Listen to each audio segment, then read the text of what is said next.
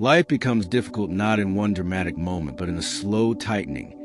Expectations fail. People disappoint you. Plans collapse, health weakens, money fluctuates, relationships strain, and suddenly the mind begins searching for control in a world that refuses to obey it. And this is exactly the moment Stoicism becomes not philosophy but survival. Stoicism does not promise that life will be fair. It promises that you will remain steady even when it is not, because the Stoic understands a simple dividing line that most suffering people ignore.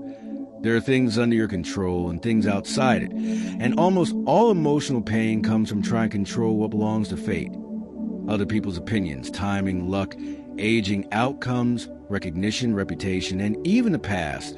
So the first Stoic practice when life gets tough is not motivation but separation, mentally listing what is yours and what is not, because the moment you stop negotiating with reality, suffering loses its leverage over you. When you lose a job, the loss itself hurts once, but the mind hurts itself 100 times imagining status collapse, future embarrassment and comparisons, yet none of those exist outside imagination. And Stoicism trains you to return to action instead of narrative, to say, I control effort, learning, adaptation, discipline, not opportunity arriving on schedule. And suddenly hardship becomes a training ground instead of verdict. The Stoic does not ask, why is this happening to me? But what part of this belongs to my responsibility? And that shift converts chaos into direction, because responsibility always gives movement while complaint freezes you. When relationships fracture, Stoicism prevents emotional begging by reminding you affection cannot be forced and attachment cannot be negotiated through anxiety. You control honesty and character, but never attachment in another mind. So instead of humiliating yourself trying to manage their feelings, you stabilize your own conduct.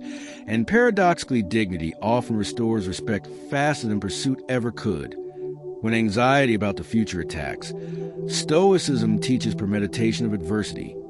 Calmly imagining the feared event and discover you would still breathe, still think, still act, shrinking the unknown into something measurable, because fear thrives on vagueness while reason dissolves it through clarity. And once the mind sees survival beyond a scenario, panic relaxes its grip. Another powerful Stoic response to hardship is voluntary discomfort, deliberately choosing small challenges like cold showers, disciplined routines, or temporary restraint. Not as punishment, but as proof that comfort is optional and resilience is trainable. So when real difficulty arrives, it feels familiar rather than catastrophic. The mind says, I have been here before, and panic reduces to adjustment. Stoicism also corrects the dangerous belief that happiness depends on circumstances. Aligning.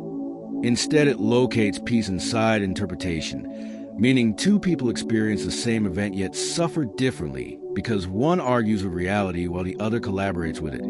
And collaboration means asking how this obstacle could be used. Illness teaches patience. Rejection clarifies direction. Loneliness builds independence. Financial pressure sharpens priorities. None of these are pleasant, but each becomes constructive once resistance ends. The Stoic never romanticizes pain but refuses to waste it, turning every hardship into either a lesson or a strengthening exercise, because wasted suffering is the only true tragedy. When life feels unfair, Stoicism reframes existence itself as borrowed time rather than owed comfort. So difficulties stop feeling like violations and start feeling like part of the contract of being alive. And gratitude becomes possible even in limitation. Not naive gratitude, but ground appreciation that breathing, thinking, and choosing still remain. Emotional storms also weaken when you stop adding moral judgment to events. Instead of labeling something terrible, you call it challenging. Instead of disaster, you call it change. Language shapes perception, and perception shapes endurance. Stoicism does not suppress emotion, but prevents escalation, allowing sadness without turning it into identity, allowing fear without surrendering direction, allowing anger without surrendering character. When you face repeated failure, Stoicism advises measuring success by intention and effort rather than outcome. because outcomes belong partly to randomness. But effort is always yours, and the moment success becomes internal, you become immune to external instability. You can persist indefinitely because the reward accompanies the action itself. This mindset also protects you from comparison, the silent destroyer during tough times, since comparison attaches self-worth to circumstances you cannot control, while Stoicism anchors worth in conduct you always can control. The Stoic daily routine during hardship is simple. Morning preparation, reminding yourself the day may include difficulty, insult, delay, or misunderstanding. Afternoon awareness, observing reactions as they happen. And evening reflection, reviewing conduct without self-hatred. Correcting tomorrow instead of regretting yesterday. Such repetitions slowly build psychological armor, not by numbing you, but by making you familiar with adversity's patterns. Importantly, Stoicism teaches selective focus, directing attention only toward the next right action instead of the entire intimidating future. Because no life collapses in one step. It collapses when the mind refuses a next step. So your only duty is the next conversation, next task, next improvement, next calm response. When life feels meaningless, Stoicism restores meaning through usefulness, encouraging service to others and competence in work, because usefulness anchors identity, stronger than praise ever could. Even grief becomes bearable through Stoic perspective, recognizing that loss hurts precisely because something valuable existed, and gratitude for its existence softens bitterness about its end, allowing love without possession. Stoicism also guards against self-pity, reminding you that hardship is universal and not personal targeting, shifting you from victim to participant in the human condition. And participation encourages courage. Over time, the practitioner discovers an unexpected transformation. Problems do not vanish, but intimidation vanishes. Stress still visits, but panic rarely stays. Uncertainty remains, but paralysis fades. And the person becomes steady enough that others rely on them during chaos. Ultimately, using Stoicism when life gets tough means redefining strength as consistency of character rather than absence of pain, recognizing that storms reveal structure rather than destroy it, and realizing the deepest freedom available to a human being is the ability to choose response regardless of circumstance. Once that ability is trained, life may still be difficult, but it stops being overwhelming, because nothing external can dominate an internal order you deliberately maintain. And the moment you understand this, hardship stops being an interruption to your life and becomes a very process that shapes it into something unbreakable. Now, the second stage of using Stoicism when life gets truly heavy begins after the initial shock has passed, because surviving difficulty once is instinct, but enduring it for months or years requires structure, and Stoicism becomes powerful only when it turns into daily operating rules rather than occasional inspiration. The Stoic learns that resilience is not dramatic courage, but repetitive order, waking up and immediately orienting the mind toward reality instead of emotion, reminding yourself that the day owes you nothing yet gives you opportunity to practice character.